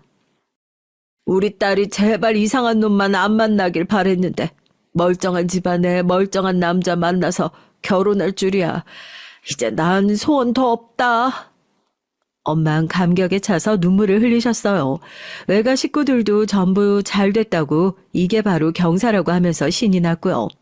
제가 돈 없는 놈에게 잘못 코가 꿰어서 고생만 하고 살까봐 그간 다들 걱정이었다고 하면서요. 다들 날 어떻게 봤길래 그런 생각들을 한 걸까요? 엄마, 내가 그렇게나 믿음직스럽지 못한 이미지였어요? 나 갑자기 서운해지려고 하네? 그게 아니라 남자 보는 눈이 없을까 봐서 다들 그런 걱정이 된 거지. 우리 딸이 자기 엄마 닮아서 결혼 잘못할까 봐. 엄마가 멋쩍게 말씀하시자 저도 숙연해져서 딴청을 부리게 됐어요. 능력도 책임감도 부족한 아버지셨지만 그래도 저에겐 하나뿐인 아버지셨고 왠지 저 너머 하늘에서 제가 결혼해서 잘 살길 지켜봐 주실 것만 같았거든요. 그런 생각이 강하게 들더라고요. 시댁이 사남매인데 남편이 셋째입니다. 장남과 차남이신 아주버님들은 이미 결혼을 하신 뒤였고요. 시누이가 막내인데 되게 새침한 성격에다가 예민한 기질을 지니고 있었는데 머리가 너무 좋아서 그런 건가 싶은 생각이 드는 명문대생이었어요. 참고로 우리나라 대학 말고 외국 대학에 다니고 있었고요. 막내딸이라서 그런지 어렸을 적에 예쁨만 받고 자랐다네요. 자라면서 크게 혼나본 적도 없다는 신우인 좋게 보면 도도하고 나쁘게 보면 사회성 부족한 느낌이었습니다. 하지만 나이도 혼자 어린데다가 해외에서 공부를 하고 있는 신우이와 제가 마주치면 얼마나 마주칠 일이 있었겠나요? 신우인 전혀 문제가 아니었어요. 그렇다면 역시나 시어머니가 문제였냐고요? 니들끼리만 좋으면 됐지. 싸우지 말고 사이좋게 잘 살아라. 결혼을 흔쾌히 허락해 주셨던 시어머니께선 저에게 큰 관심도 없어 보이셨고 적당히 호의적이셨어요. 제 친정에 사는 형편이 어떻든지 간에 크게 신경도 안 쓰셨네요. 이미 앞서 두 아들을 결혼 잘 시켜 놓으셨기 때문에 세 번째는 별로 많은 생각이 안 드셨던 걸 수도 있겠어요. 그러니 시어머니 역시도 저 때문엔 문제가 아니었답니다. 그러면 대체 문제가 있기나 했냐고요? 네, 있었죠. 아주버님들의 부인들 말입니다. 제 형님들은 서로 나이가 1살 차이밖에 안 나는 또래이기도 했고 결혼도 비슷한 시기에 하셔서 많이 친하셨어요. 그리고 무엇보다 큰형님이 기가 센 성격인데 작은 형님은 맞장구 치면서 딸랑거리는 걸 잘하셨거든요. 정말 잘 맞는 쿵짝 조합이었습니다. 이렇게만 설명하니까 제가 두 분을 많이 비꼬는 느낌인데요. 제가 형님들 사이에서 겪은 일화들을 이제부터 소개해드리겠습니다. 전 솔직히 생각을 깊고 심각하게 하는 사람이 아니고요. 되도록 긍정적이고 가벼운 생각만 하려고 하는 사람인데다가 좋은 게 좋은 거라고 여기는 편이에요. 이런 제가 당연히 형님들이 어떤 분이든 간에 무조건 잘 지내볼 생각밖에 없었죠. 그 안에 치밀한 계산 같은 건 애초에 들어있지도 않았고요. 아주버님은 두 분 다 사업을 하십니다. 규모는 작지만 사업이다 보니까 항상 바쁘신 분들이고요. 회사원 월급처럼 고정적이고 안정적이진 않아서 들쑥날쑥하긴 해도 벌이가 괜찮으신 분들이었고요. 그리고 형님들은 친정집이 잘 사는 축에 속했어요. 아주 평범한 수준의 월급을 받고 사는 회사원 남편에다가 친정에 재산이랄 것도 없는 저였으니 저희 부부만 결이 좀 달랐던 거죠. 서로 사는 곳도 그렇게 멀지 않았고 결혼하고 나서 직장에 여러 가지 문제가 좀 생기는 바람에 퇴사를 하게 돼서 아르바이트만 하면서 일단은 지내게 된 저였으니 형님들과 어울려 다닐 시간적 여유는 있었습니다. 참고로 형님들은 딱히 특별하게 하시는 일은 없었고요. 시어머니께서 형님들에게 며느리들끼리 잘 지내라고 당부를 하시면서 위에서 먼저 아래를 챙기라고 그러셨어요. 형님 두 분이 절 잘 보듬으라는 그런 시어머니의 뜻이었죠. 그러나 큰 아주버님께서 진중한 표정으로 큰형님을 향해서 당신이 잘하라고 그렇게 말씀하셨습니다. 큰형님은 똥 씹은 표정을 숨기느라 애를 쓰시는 듯 했고요. 전 별 생각 없었고 그냥 결혼해서 다 같이 시댁에 모여있는 것만으로도 아직은 신기할 따름인 새댁이었습니다. 그리고 나서 며칠 안 지났을 때 형님들이 저한테 차 한잔하자고 그러셨어요. 내일 오전이요? 저 혹시 오후는 안 될까요? 오후도 괜찮기는 한데 왜? 오전엔 일정 있나 봐? 네, 저 아르바이트 가야 돼서요.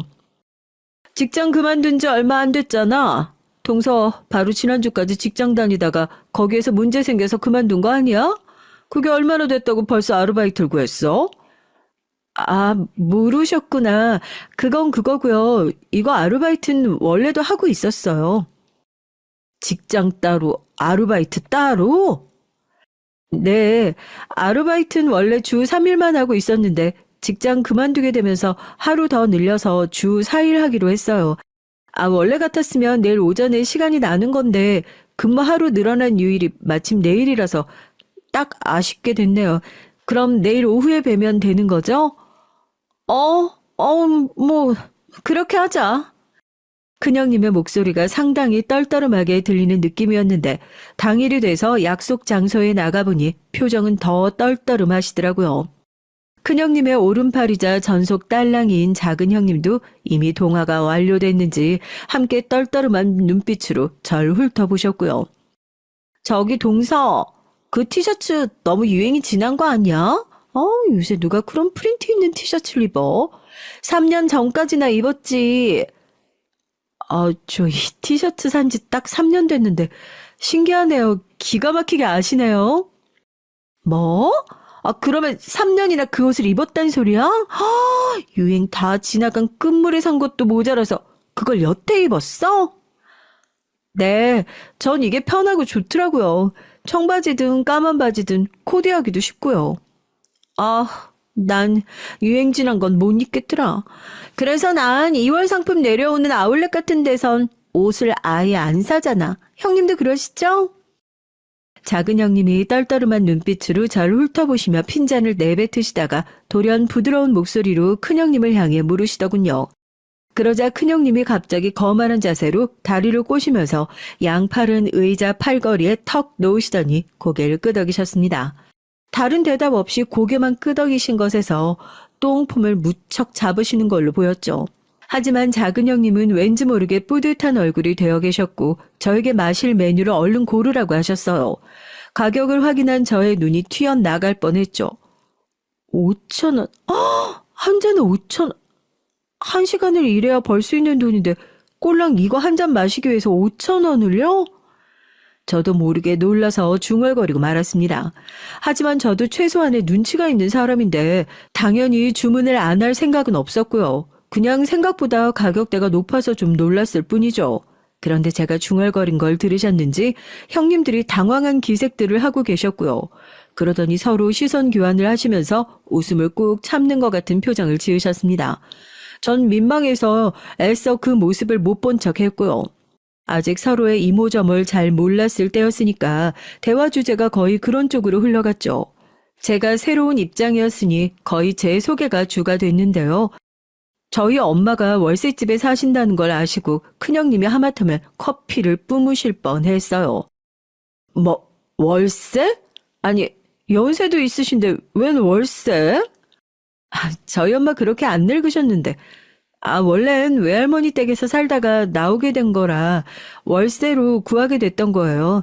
발품판 보람 넘치게 너무 괜찮은 집을 저렴하게 잘 구해서 5년째 잘 살고 계시고요. 아무리 그래도 월세는 집 컨디션이 좀 떨어질 수밖에 없지 않나? 그리고 좀 괜찮다 싶으면 보증금이며 월세가 다달이 부담되는 금액일 텐데. 집주인분이 너무 좋으신 분이라서 한 번도 월세 안 올려 받으셨어요.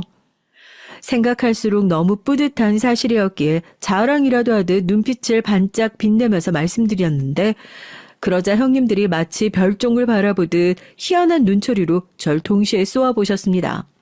전 왠지 주눅이 들어서 제가 뭔가 크게 잘못이라도 했나 싶었고요. 집에 오고 나서도 제가 실수를 한 것 같아서 이제 형님들이 절 안 불러주시고 왕따시키면 어쩌나 하는 생각에 한숨이 나왔습니다. 그러나 제 고민이 착각이었다는 듯 바로 얼마 뒤에 형님들이 저를 또 불러주셨는데 혹시 마트에 장을 보러 함께 가지 않겠냐는 것이었어요. 우리 집 다용도실 간식 선반이 다 비어가지 뭐야. 그래서 이번에 장 좀 크게 받으려고. 동서 혹시 코스트코 가봤어? 네? 코스트코요? 아니요, 안 가봤어요. 궁금했는데 거긴 회원권 있어야 입장 가능하고 물건도 살 수 있다면서요? 맞아. 안 가봤으면 당연히 회원권도 없겠네. 그럼 이번에 같이 갈래? 껴줄게. 정말요? 그럼 저야 좋죠. 감사합니다. 그냥 대형마트가 아니라 외국계 마트를 가지고 큰형님이 얘기를 꺼내신 순간 제가 너무 설렜어요. 어딘진 들어서 알고 있는데 한 번도 못 가본 곳이었으니까요. 작은 형님도 거기 회원권 있으시더라고요. 저만 없었고 저만 초랭이었죠. 직접 가봤더니 주차장에서부터 얼마나 차가 막히던지. 평일 이 시간에도 이렇게 사람이 많아요? 주차장에서부터 이럴 줄 몰랐어요. 완전히 별세계가 따로 없네요. 동성 코스트코 안 와봐서 분위기를 아예 몰랐구나. 근데 너무 그러면 촌스러우니까 안에 들어가서 놀라는 것 좀 자제해줘. 같이 다니기 쪽팔리면 버리고 갈지도 모른다. 저의 감탄을 큰형님이 그렇게 받아치셨고 작은 형님은 푹 웃으셨습니다. 혼자 뒷좌석에 앉아있던 저만 머쓱하게 눈을 굴렸네요. 주차를 하고 나서도 두 분만 앞장서서 매장 안으로 진입을 하셨고 가타부타 말도 없이 이동을 하시는 바람에 전 당황하면서 두 분을 따라다니기 바빴어요. 안에 들어가서 처음 보는 풍경에 놀란 제가 신기해하고 있으니까 그런 저를 힐끗 돌아보면서 두 분이 자꾸 속닥거리시더라고요. 킥킥 웃으셨고요. 그런데 그게 대놓고 따지기는 좀 애매하고 저만 초라해질까봐 차라리 모른 척하는 게 나을 것 같기도 하고 아무튼 저로선 싱숭생숭했습니다. 물건을 대량으로 판매하는 전략으로 저렴하게 가격을 책정해 놓은 곳이었고 그래서 형님들은 물건 하나를 사서 보통 나눠 오신 모양이었어요. 이건 미국 초콜릿인데 안에 마시멜로우가 들었어. 신기하지? 동서, 혹시 마시멜로우가 뭔지 모르는 건 아니겠지? 초코파이 안에 든 그 하얀 거 있잖아. 제가 유치원생도 아니고 형님들이 자꾸만 너 이것도 모르지 하는 식으로 코너 하나를 돌 때마다 말을 던지셔서 전 점점 더 민망해졌어요. 쪽팔리게 굴고 있는 건 제가 아니라 형님들 쪽 같았네요. 신기한 제품들을 저에게 자랑하듯 알려주시면서 형님들은 애초에 그걸 노리셨다는 듯 해외여행 얘기를 자연스럽게 시작하시더라고요. 저 빨래 세제는 미국에 가면 잘 맡아지는 냄새고 어쩌고 저쩌고 저 커피는 이탈리아에 갔을 때 먹었던 거랑 비슷한 맛이 나는 브랜드고 유럽 여행 안 간 지 좀 돼서 다시 유럽으로 떠나고 싶다느니 어쩌느니 그러면서 자꾸만 두 분 다 저의 반응을 살피셨습니다. 전 대단한 것 같아서 대단하다고 그랬고 신기하길래 신기하다고 그랬습니다. 제 마음속에서 우러나는 반응을 보여드렸어요. 근데 형님들이 이런 소리를 하시는 게 아니겠어요? 부러운 거 참느라 애쓴다. 곧 죽어도 부럽단 소리 안 하네. 그게 더 안쓰러워 보이는 것도 모르나? 각자 다른 곳을 보면서 혼잣말처럼 중얼거리셨지만 절 겨냥하셨다는 걸 모를 정도로 제가 바보는 아니었어요. 참을까 말까 참을까 말까 정말 그 순간 10번도 더 고민했습니다. 아니죠. 20번은 좋게 고민했을 거예요. 그러나 참는 자에게 복이 있다는 생각을 하면서 일단 참았죠. 형님들이 제가 진심으로 싫은 거였으면 굳이 장을 보러 가는 일정에 안 부르셨을 것 같다 생각이 들기도 했고요. 아직 서로를 잘 모르는 단계고 그렇다 보니 형님들이 아직 제가 어떤 사람인지 간을 보면서 시험을 하시는 거라 생각도 들었고요. 상식적으로 나이 먹고 결혼까지 하신 분들이 무작정 유치찬란하게 아랫사람들을 조롱하셨을 것 같진 않았던 겁니다. 그러나 세상엔 상식인 게 통하지 않는 사람들이 존재한다는 걸 전 잘 알지 못한 상태였어요. 제가 먼저 형님들에게 다가가서 살갑게 굴어봐야겠다는 마음까지 먹고선 뷔페를 사드리기로 했습니다. 그 당시에 유행했던 뷔페가 있었거든요. 제가 점심을 한턱 쏘겠다고 하니까 두 분이 엄청 놀라시더라고요. 뷔페를 쓸 돈은 있고? 동서 기껏 아르바이트나 하는 게 전부잖아. 그렇다고 해도 한 끼 사드리지 못할 정도 아니에요. 제가 진짜 자린고비인데 형님들에게 특별히 쏘는 거예요. 공짜 밥을 싫어하는 사람은 없는 건지 형님들이 즐거운 기색으로 제가 알려드린 건물에 모이셨어요. 그리고 엘리베이터를 타고 뷔페 앞에 도착하자 형님들 표정이 어두워졌죠. 잠깐만. 아니, 여기 애슐리잖아. 입구에 적혀 있던데 평일 점심 가격이 인당 9,900원? 형님들의 반응이 좋지 않길래 당황한 제가 얼른 싹싹한 자세로 안으로 모셨습니다. 지금은 가격이 많이 오른 뷔페 체인이 그 당시엔 인당 10,000원도 채 안 하던 시절이었거든요. 그뿐 아니라 음식도 잘 나와서 가성비가 최고였죠. 치킨과 파스타만 먹어도 본전은 뽑는 곳이었지만 제가 노린 건 다른 거였어요. 여기 치즈케이크 정말 맛있어요. 두 분 다 치즈케이크 좋아하시죠? 그래서 여기로 온 거예요. 형님들과 갔던 외국계 마트에서 유명한 품목 중 하나가 가성비 끝내주는 치즈케이크였는데 두 분이 유독 광분하면서 그걸 카트에 담으시는 걸 제가 봤었거든요. 여쭤봤더니 치즈케이크를 엄청 좋아하신다고 그랬고요. 그러니 분명 여기 뷔페의 치즈케이크에 만족하실 게 틀림없었습니다. 자리도 좋은 곳으로 자리 잡았건만 형님들은 식사 내내 틱틱대며 퉁명스럽기 그지 없으셨어요. 이건 맛이 어떻네, 저건 맛이 저렇네. 저렴한 곳이라서 수준이 다 별로라는 둥 애써 자리 마련한 제가 무안해지는 순간이었습니다. 그렇다고 해서 잘 안 드시면 또 모르겠는데 평가하시면서 이것저것 잘도 가져다 드셨어요. 치즈 맛이 진하게 안 나서 싸구려 같다고 하시면서도 두 분 다 치즈 케이크를 몇 조각이나 드셨고요. 향긋한 원두향이 하나도 안 난다고 하시더니 커피도 야무지게 입가심으로 드시는 걸 보면서 전 혼란스러울 정도였네요. 겉으로만 그러시는 거고 입맛에 잘 맞으셨던 것 같아서 뷔페를 나오고 난 뒤에도 두 분이 자꾸 불만을 투덜거리시길래 실컷 다 잘 드셔놓고 왜 그러시냐고 여쭙고 말았죠. 어머, 동서, 사람 수준 따라서 입맛도 수준이 나누는 법인데 지금 고작 9,900원짜리 뷔페를 내가 만족하면서 먹었다고 진심으로 그렇게 생각하는 건 아니겠지? 내 수준이 동선 고작 그걸로 보이는 거야? 그래, 맞아. 솔직히 뷔페라고 하길래 전만 끝내주는 것이거나 해산물 뷔페라거나 뭐 그런 걸로 생각했는데 고작 이런 데라니 실망이야. 형님들이 차례로 쏘아붙이자 전 울컥했습니다. 제 딴엔 형님들한테 맛있는 거 대접해드리고 싶어서 여기 온 거예요. 그리고 전 여기가 정말 올만한 곳이라고 생각해서 결정했던 거고요. 저 진짜 한 푼도 허투루 쓰지 않는 사람이라 솔직히 여기 가격이 그렇게까지 폄하당할 정도로 저렴한 건지 모르겠습니다. 제 마음이며 정성도 있는 건데 형님들이 너무 무시하시니까 속상하네요. 동서, 역지사지를 해봐야지. 누가 동서한테 맛있는 케이크 사준다고 해놓고 여기 데려와서 자, 저기 디저트 코너에 가서 케이크 실컷 가져다 먹어. 이러면 기분 안 나쁘겠어? 네? 저는 기분 안 나쁠 것 같은데요? 왜? 어머, 말도 안 돼. 아, 그게 기분이 왜 안 나빠? 뷔페 케이크라니 성의가 없잖아. 그치만 절 생각해서 준비해준 거니까 그 사람의 정성이 더 우선 아닐까요? 뭐가 됐든 해주려고 하는 그 마음이 고마운 건데요. 전 그 순간 솔직하게 답을 해버리고 말았죠. 그러자 큰형님이 분에 가득 찬 눈빛으로 절 째려보셨고 작은형님이 그 옆에서 딱 붙더니 이내 한 세트가 돼서 절 째려보셨습니다. 눈에서 레이저라도 나올 것 같은 두 분을 상대하고 있자니 전 점점 식은땀이 날 정도로 당황스러워졌고 그날은 어영부영 헤어지고 말았어요. 형님들과 수준 차이도 나고 성격 차이도 나고 그래서 영 안 맞는 것 같다고 남편에게 고민을 털어놨고요. 처음은 다 어려운 법이지. 시간이 지나면 그래도 차차 나아질 거야. 난 당신 믿어. 그랬더니 남편이 교과서적인 모범 답안을 내놨는데요. 전 저보다 남편이 더 해맑고 긍정적인 사람인 것 같다는 생각이 들었답니다.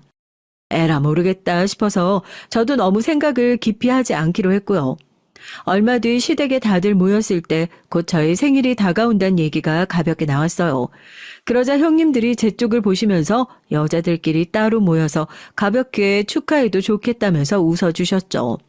전에 없이 넉살 좋은 미소를 지으시길래 저도 모르게 기대가 됐습니다. 앞으로 형님들과의 관계가 넉살 좋게 잘 풀릴 것만 같았거든요. 그런 예감이 들어서 남편한테도 그런 소리를 막 떠들었고요. 하지만 제 착각이었나 보더라고요. 바로 이틀 뒤에 남편이랑 시댁에 들른 일이 있었거든요.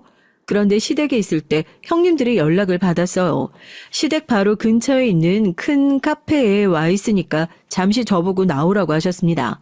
제가 어리둥절해 하면서도 괜한 기대감을 가지고 나가봤더니 구석자리에서 형님들이 절 기다리고 계셨고 테이블 위엔 초코파이가 놓여 있었던 거예요. 우리나라 사람이라면 다 아는 바로 그 과자 말이에요. 초코파이 12개가 들은 상자, 어떤 건지 다 아시죠? 그 상자가 받침 역할을 하고 있었고 포장 껍질을 다 벗겨낸 초코파이 12개가 쌓여 있었으며 황당하게도 제일 위에 놓인 초코파이엔 초가 꽂혀 있다는 사실이었죠. 절 발견하신 작은 형님이 얼른 그 초에 불을 붙이셨고요. 당황한 제가 천천히 다가가자 형님들은 생일 축하 노래를 부르기 시작하셨습니다. 그러니까 그게 제 생일 케이크랍시고 형님들이 준비하신 거였어요. 근데 뭐가 그렇게 재밌고 웃기신지 노래를 다 부르지도 못하시고 도중에 박장대소를 하셨습니다. 제 굳은 얼굴을 지적하시는 것도 아주 유쾌한 목소리로 하셨고요. 짜잔, 미국 과자보다 더 맛있는 초코파이? 미국 마시멜로보다 이쪽이 더 맛있거든. 우리가 양쪽 다 먹어봐서 알지. 그래서 동서한테 제일 맛있는 걸로 준비해 본 거야. 동서를 생각하는 우리 마음이 느껴져? 초코파이 한 상자 가격이 얼마 안 하지만 정성이 중요한 거잖아. 가격 상관없지? 명백하게 형님들은 절 비웃고 계셨어요. 저한테 왜 이러시는 거예요? 제가 뭘 잘못했나요? 전 두 분에게 진심이었는데 그 진심을 가지고 두 분은 절 조롱하시네요. 제 말을 듣자마자 형님은 피식 웃으셨죠. 이윽고 큰 형님의 입에서 나온 소리에 제 심장이 쿵 떨어졌습니다. 차이가 너무 나서 아예 상대 안 해줄까 싶었는데 반응이 하도 웃기고 황당해서 우리가 잠깐 놀아준 것뿐이었어. 그런데 장단 좀 맞춰줬다고 해서 신이 나던 그 꼬라지가 정말 웃기더라. 그것도 모자라서 가짱캐 나대는 모습은 정말 꼴불견이었고. 작은 형님은 옆에서 고개를 끄덕이며 맞장구를 치셨어요. 단 한순간도 절 진심으로 대하신 적 없었던 두 분이었습니다. 전 그런 줄도 모르고 혼자 이런저런 고민을 해왔다니 망연자실한 절 조롱하며 두 분은 초코파이 위에 촌농이 다 떨어져서 어떡하냐며 낄낄대셨죠. 바로 그때 놀랍게도 남편이 곁으로 다가왔습니다. 시댁에서 나설 때 형님들이 불러서 얼른 잠깐 다녀오겠다면서 제가 그랬거든요. 남편이 절 뒤따라왔던 모양이었어요. 초코파이 위에 초가 꽂힌 걸 보고서 장난 이벤트인 줄 알았는데 그게 아니라 작정하고 이러셨다고요? 형수님들 지금 뭐 하시는 겁니까? 남편이 무섭게 목소리를 내리깔았고 작은 형님이 주춤하면서 큰 형님 뒤로 슬그머니 빠졌어요. 대장은 큰 형님이라 이거죠. 우리 동서가 너무 경우 없이 굴길래 그게 얼마나 경우 없는 짓인지 알려주려고 이런 거예요. 뭐 잘했다는 건 아니지만 먼저 공격이 들어왔으니까 대응한 것뿐이라는 걸 알아주셨으면 좋겠네요. 공격이요? 무슨 공격 말입니까? 정말 어이가 없네요. 형수님들 여태까지 그 온갖 유세 다 떠시는 동안에 이 사람한테 돈이라도 잘 써주셨나요? 형수님들한테 이 사람이 뭘 받아본 것 하나 없다던데요. 코스트코인지 거기 가서도 본인들 것만 사셨잖아요. 그래놓고 뭘 그렇게 당당하십니까? 안 부끄러우세요? 당장 사과하세요. 먼저 공격한 쪽에서 사과하면 이쪽도 사과할게요. 그렇게 나오시겠다. 그러면 제가 공격이 뭔지 제대로 보여드리겠습니다. 형수님들 남의 시선 엄청 의식하시죠? 그래서 이 사람의 사고방식이나 드러나는 행동 같은 게 본인들 기준에서 창피하다 여겨져서 일부러 이 사람 배척하고 망신 주신 거죠? 그런데 형수님들 이런 유치한 짓거리 하시기 전에 본인들 옆에 있는 남자들부터 의식을 하셨어야 했던 거 아닐까요? 네? 갑자기 그게 뭔 말이에요? 잘 들으세요. 형님들한테 여자가 있습니다. 몇 명인지도 전 모르고요. 사업 핑계로 갑자기 약속 잡으셨다거나 업무상 만나야 하는 사람이 있다거나 이런 소리 형들이 자주 하죠. 다 여자 만나서 그러는 거예요. 표정들이 마치 귀신이라도 본 것처럼 변하시는데 아직 놀라시기 이릅니다. 형들이 같은 여자 공유도 하시거든요. 그게 무슨 뜻인지 아시죠? 술집 여자하고도 놀아난다는 뜻입니다. 그것도 엄청 자주요. 작은 형님이 휘청거리며 자기 앞에 있던 큰 형님을 밀치고 말았어요. 그리고 큰 형님은 테이블 위에 올려진 초코파이 케이크에 얼굴을 세게 박으셨습니다. 진뭉개진 초코파이와 큰 형님의 얼굴에 달라붙은 촌농 자국을 바라보던 전 웃는 대신 크게 한숨이나 쉬었는데요. 그 편이 형님들의 자존심을 더 효과적으로 짓누른 느낌이었죠. 형님들이 온몸을 덜덜 떨면서 힘겹게 카페를 빠져나갔거든요. 남편에게 자세히 따져 묻고 자시고 그럴 정신머리도 안 남아있다는 거였어요. 그런데 정말이야? 아주버님들이 진짜 문란하게 바람 나셨어? 나도 정확히 몰라. 하지만 무조건 사실이긴 해. 왜냐하면 형들이 술에 취해서 떠드는 소리 내가 작년에 똑똑히 들었거든. 듣고 놀라서 그 이후로 살짝 떠본 적도 있었는데 여자가 따로 있는 건 정황상 맞더라고. 형들이 나한테 입단속 부탁했고 내가 형수님들이랑 전혀 친하지도 않은 데다가 함부로 가정의 평화를 깰 수도 없어서 가만히 있었을 뿐이야. 남편이 태연하게 대답하는 것에 전 어처구니가 없었는데 어쨌든 저를 위해 눈 뒤집어져서 나서준 게 고맙긴 하더라고요. 아주버님들은 당연히 난리가 났죠. 야, 네가 우릴 배신해? 무슨 배신? 난 그쪽에서 먼저 공격하길래 받아쳐준 것뿐인데 세상 천지에 자기 아내가 모욕당하는 걸 보고 가만히 있는 남자도 있어? 일단 난 아니야. 난 못 참아. 남의 시선 더럽게 의식하고 뽐내는 걸 좋아하고 있어 보이는 척하는 걸 목숨처럼 여기는 형님들인데 자기 남편들이 더럽게 바람난 상태였다니 등잔 밑이 어두웠다는 생각으로 둘 다 충격을 크게 받았습니다. 둘 다 성격들이 좀 있는지라 각자 남편들 사업장으로 가서 일단 깽판부터 쳤거든요. 혹시 상간녀가 거기에 있을까 봐서요. 그러는 바람에 소문만 나게 됐습니다. 효과만 안 좋았어요. 별거에 들어갔고 이혼소송 개싸움이 시작하고 상황이 아주 대단해졌어요. 어쨌거나 아주버님들과 남편은 한 형제였으니 그래도 어떻게든 잘 지내볼 수밖에 없는 한 가족이었거든요. 시어머니께서 형제 사이를 타이르기도 하셨고요. 시간이 지나서 아주버님들, 형님들 전부 결국에 이혼을 했고요. 아주버님들의 사업은 계속 그럭저럭 잘 되어 왔는데 근황을 우연히 듣기론 형님들은 그 이후로 자꾸 상대가 바람 피는지 끝도 없이 의심을 하시느라 새로운 인연도 제대로 못 만나고 그렇다고 해서 주변에 인망이 좋으신 것도 아니니까 이도저도 아닌 채로 그렇게 여태 지내고 있는 모양인 것 같았답니다.